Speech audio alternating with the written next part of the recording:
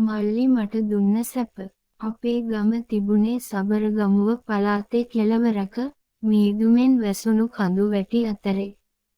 මම නිලු. අපේ පවුලේ හිටියේ අම්මයි, තාත්තයි, මමයි, මගේ මල්ලි සජිතුයි. අම්මා හරිම නිශ්ශබ්ද, ඉවසීම ප්‍රගුණ කරපු ගැහැණියක්. තාත්තා වතු පාලකයෙක් විදිහට වැඩ කළේ. මට මතකයි පොඩි කාලේ මමයි මල්ලි මේ කඳු පල්ලම් දිගේ දුවපු හැටි. මල්ලි මට වඩා අවුරුදු 2ක් බාල වුණත් එයා මාව හැම වෙලාවකම ආරක්ෂා කරන්න හැදුවා.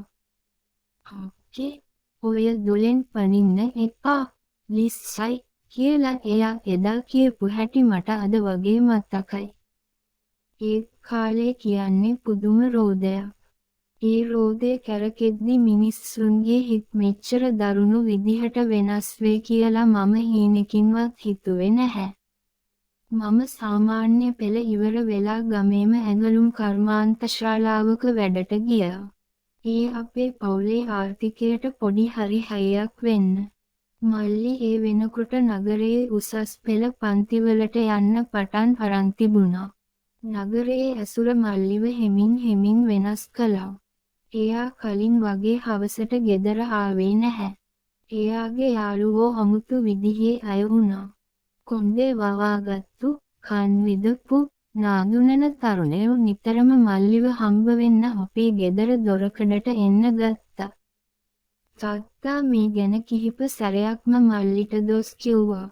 "සජිත්, උඹ යන ගමන හරි නැහැමයි පුතේ" කියලා තාත්තා කියද්දි මල්ලි කලේ රවාගෙන කාමරයට ගිහින් දොර වහගන්න එක. මම හැමදාම කලේ මල්ලිගේ පැත්ත අරන් කතා කරපු එක. "තාත්තේ, එයා දැන් තරුණයෙක්නේ, ඕවා බොහොම තමයි" කියලා මම මල්ලිව ආරක්ෂා කළා. ඒත් මම එදා දැනගෙන හිටියේ නැහැ මම රකින්න මල්ලිම දවසක මගේ බෙල්ල කපන්න පිහිය මමත කරනවා කියලා. දවසක් රෑ මල්ලි ගෙදර ආවේ සෑහෙන වෙලාවකට පස්සේ. එයාගේ ඇස් රතු වෙලා කටහඬ ගොත ගැහෙනවා. මම දන්නවා එයා මොනවා හරි මත්ද්‍රව්‍යයකට ඇබ්බැහි වෙලා කියලා. මම එයාට කාමරේට කතා කරලා රහසින් ඇහුවා, "මල්ලි, එimhe, ඔයා මේ මොනවද කරගන්නේ?" කියලා. එතකොට එයා මගේ අත තදින් මිරිකලා කිව්වා, "අක්කේ, මට සල්ලි ඕනේ. මම ලොකු අමාරුවක වැටිලා ඉන්නේ. මට උදව් නොකරොත් මාව මරයි" කියලා. එයාගේ ඇස්වල තිබුණේ මම මීට කලින් කවදාවත් දැකපු නැති බයක් සහ ආත්මාර්ථකාමීත්වයක්. එයා කිව්වේ එයා සූදුවට ඇබ්බැහි වෙලා ලොකු මුදලක් පරාද වෙලා කියලා.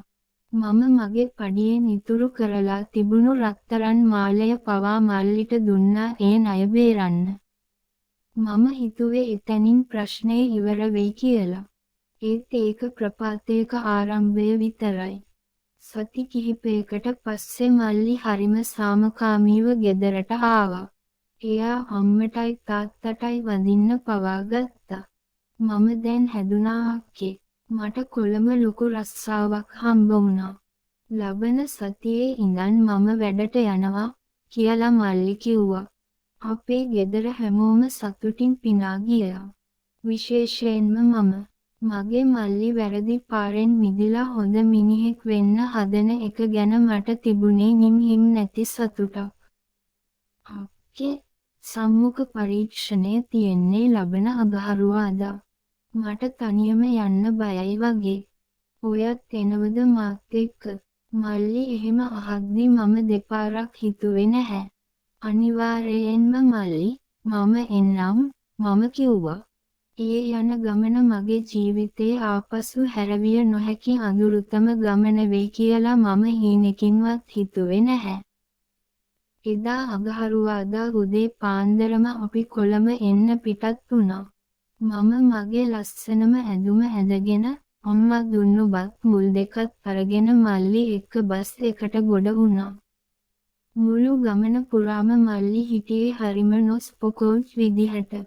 එයා නිතරම ෆෝන් එකෙන් කාට හරි මැසේජ් කරනවා. මම ඇහුවම කිව්වේ, මේ ඔෆිස් එකෙන් අක්කේ මම එන වෙලාව අහනවා කියලා. කොළඹ කොටුවට ආවට පස්සේ මල්ලි ත්‍රිවීල් එකක් ගත්තා.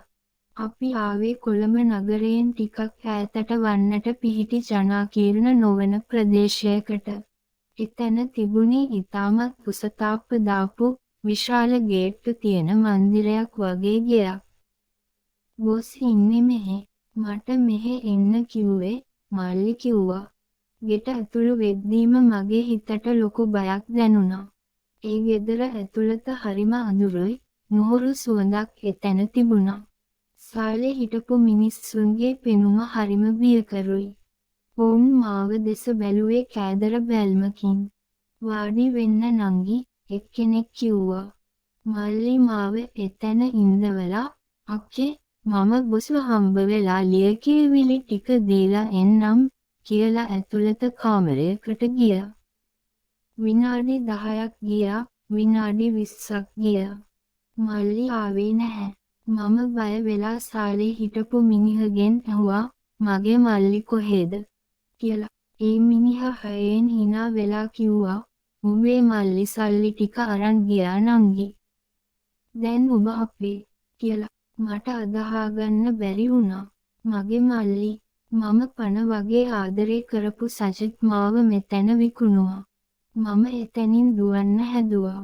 ඒ හැඩිදැඩි මිනිස්සු දෙන්නෙක් මාව අල්ලගෙන කාමරයකට තල්ලු කළා. ඒ කාමරයේ දොර පිටතින් ඉබි අතුරු දාලා වහන සද්දය ඇහෙද්දී මට තේරුණා මම මගේම මල්ලි අටවපු උගුලකට අහුවෙලා කියලා. තවත් ලස්සනම ලස්සන කතාවකි.